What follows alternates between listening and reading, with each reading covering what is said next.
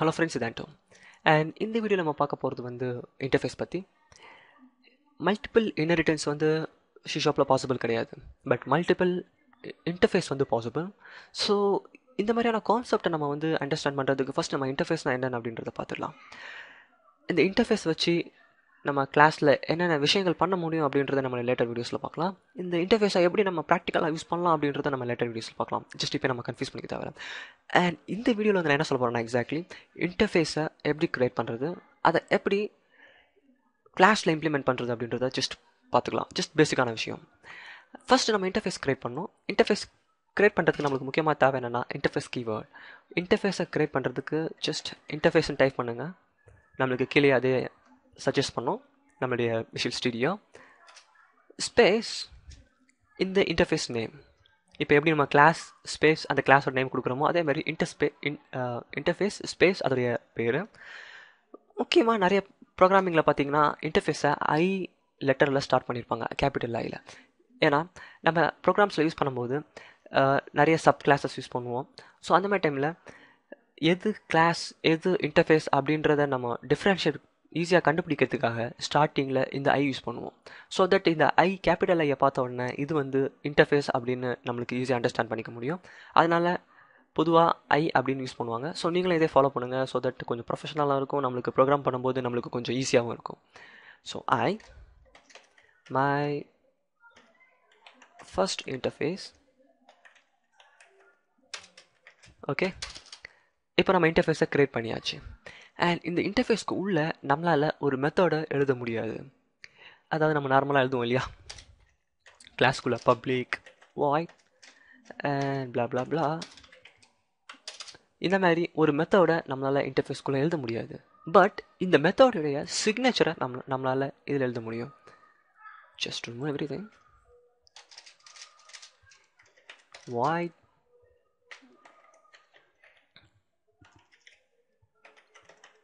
Method 01.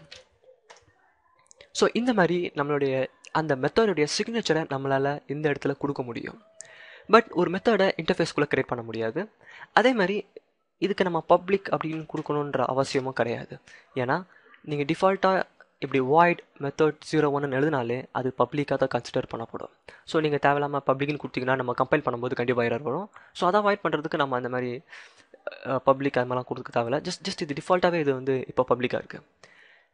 And இப்போ நம்ம ஒரு கிளாஸை க்ரியேட் பண்ணுவோம். ஸோ தட் அந்த கிளாஸை வந்து இப்போ நம்ம ஒரு கிளாஸ் க்ரியேட் பண்ண போகிறோம். அந்த கிளாஸ்க்கு இந்த மை ஃபர்ஸ்ட் இன்டர்ஃபேஸ் வந்து இன்ஹெரிட் ஆக போகுது. ஸோ தட் நம்ம ஒரு கிளாஸ் க்ரியேட் பண்ணலாம். இப்போ கிளாஸ் ஜஸ்ட் நான் கிளாஸ் 1ன்னு வச்சுக்கிறேன். ஓகே, இப்போ இந்த இடத்துல இந்த கிளாஸ் வந்து என்னுடைய இந்த மை ஃபர்ஸ்ட் இன்டர்ஃபேஸை வந்து இன்ஹெரிட் பண்ண போகுது. ஸோ நம்ம முன்னாடியே பார்த்த மாதிரி தான் என்னுடைய ஐ திங்க் 96 வீடியோஸில் போய் பார்த்தீங்கன்னா இன்ஹெரிட்டன்ஸ் பற்றி ஃபுல்லான இன்ஃபர்மேஷன்ஸ் இருக்குது. ஸோ அதை பார்த்துட்டு இதில் வந்தீங்கன்னா உங்களுக்கு கண்டிப்பாக இது உங்களுக்கு புரியும். ஓகே, இப்போது இந்த கிளாஸ் ஒன் வந்து என்னுடைய இந்த மை ஃபர்ஸ்ட் இன்ஹெரிட்டன்ஸை வந்து இன்ஹெரிட் பண்ணியிருக்கு. ஸோ இந்த கிளாஸ்க்கு உள்ள கண்டிப்பாக இந்த மெத்தடை வந்து நம்ம க்ரியேட் பண்ணியிருக்கணும். ஸோ இதுதான் ரூல். அப்படி இல்லைனா நமக்கு கண்டிப்பாக எரர் வரும். ஸோ இப்போ நான் அதை க்ரியேட் பண்ண போகிறேன். Just public void. ஸோ முக்கியமாக என்னென்னா இந்த இன்டர்ஃபேஸ்க்குள்ளே நம்ம எழுதியிருக்க இதே ஸ்பெல்லிங் இதே மாதிரி தான் இங்கே இருக்கணும். ஸோ தட் நான் இதை காப்பி பண்ணி அப்படி இங்கே போட்டுக்கிறேன். ஸோ என்னோடய ஸ்பெல்லிங் மிஸ்டேக் ஏதாவது வந்து அவாய்ட் பண்ணுறதுக்கு. அண்ட் இதில் மெத்தடை நான் சும்மா இப்போ க்ரியேட் பண்ணி வச்சுக்கிறேன். இதுக்குள்ளே நான் என்ன எதுவும் எழுதலை.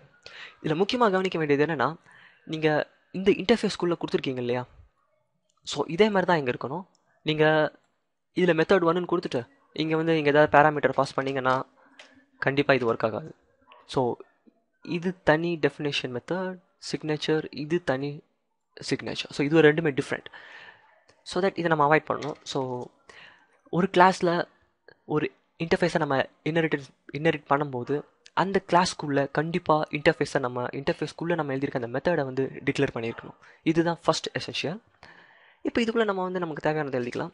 ஜஸ்ட் நான் வந்து ஓகே இது எம்டியாகவே இருக்கட்டும். ஜஸ்ட் இப்போ எம்டியாக விடலாம். இப்போது இந்த கேஸில் பார்த்தீங்கன்னா என்னுடைய கிளாஸ் 1 இதை இன்டர்ஃபேஸ் பண்ணியிருக்கு. என்னால் இந்த ஒரு கிளாஸில் 2-3 இன்டர்ஃபேஸை கூட என்னால் இன்ஹெரிட் பண்ண முடியும். ஸோ அது எப்படின்னா நான் இதை காப்பி பண்ணி போட்டுக்கிறேன். மை இன்டர்ஃபேஸ் அதை ரிமூவ் பண்ணிவிட்டு நான் இங்கே 0-1 கொடுத்துக்கிறேன் அண்ட் இதை 0-2 கொடுத்துக்கிறேன் அண்ட் இதில் மெத்தட் 2ன்னு கொடுத்துக்கிறேன்.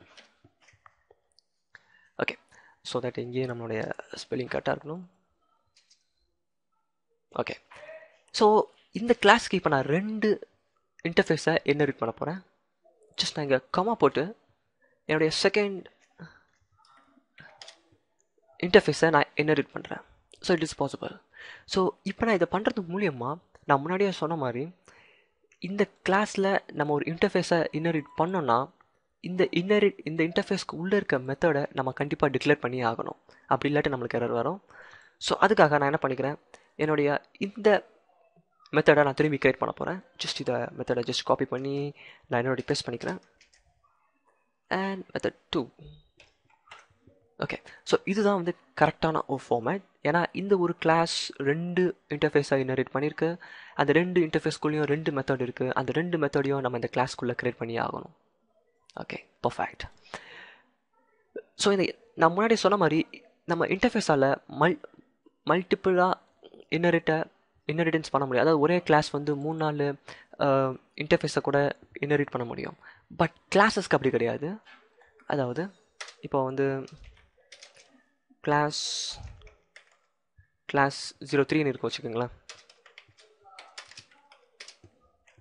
அண்ட் கிளாஸ் 04 அண்ட் கிளாஸ் 05 வச்சுக்கலாம். ஸோ இப்போ இந்த கிளாஸ் 05 இருக்கார் இல்லையா, இவரால் இந்த 2 கிளாஸையும் ஒரே டைமில் இன்ஹெரிட் பண்ண முடியாது. அதாவது அடுத்த டைமில் ஒருத்தரை தான் பண்ண முடியும்.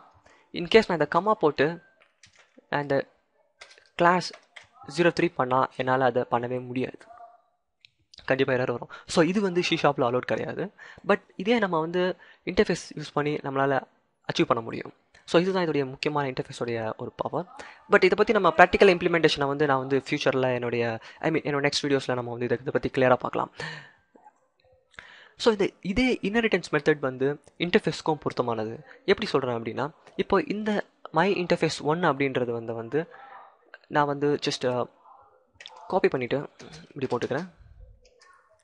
ஸோ இது எதுக்கு அர்த்தம் அப்படின்னா, என்னுடைய ஃபர்ஸ்ட் இன்டர்ஃபேஸ் வந்து இதுக்கு பேரண்ட், என்னுடைய செகண்ட் இன்டர்ஃபேஸ்க்கு பேரண்ட் அண்ட் இது செகண்ட் இன்டர்ஃபேஸ் வந்து இதுக்கு பேரண்ட்டாக இருக்கலாம்.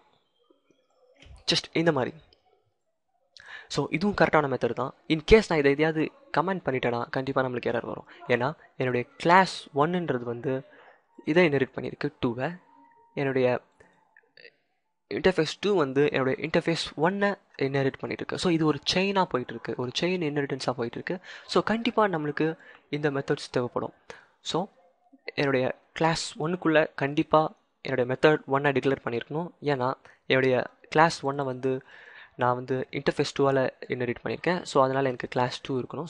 ஃபர்ஸ்ட் அதுக்கு அடுத்தது என்னுடைய இன்டர்ஃபேஸ் 2ன்றது வந்து என்னுடைய இன்டர்ஃபேஸ் 1 இன்ஹெரிட் ஆகிருக்கு. ஸோ இன்டர்ஃபேஸ் 1க்குள்ளே மெத்தட் 1 இருக்குது. ஸோ கண்டிப்பாக எனக்கு அப்போ மெத்தட் 1ம் இந்த கிளாஸ்க்குள்ளே டிக்ளேர் பண்ணியிருக்கணும். அப்படி இல்லாட்டி நம்மளுக்கு இந்த செயின் பிரேக் ஆகும், நம்மளுக்கு கண்டிப்பாக எரர் வரும். ஓகே, ஆல்ரெடி 10 மினிட்ஸ் கிட்ட ஆகி போச்சு. நான் இதை நம்ம நெக்ஸ்ட் வீடியோ வந்து கண்டினியூ பண்ணலாம்.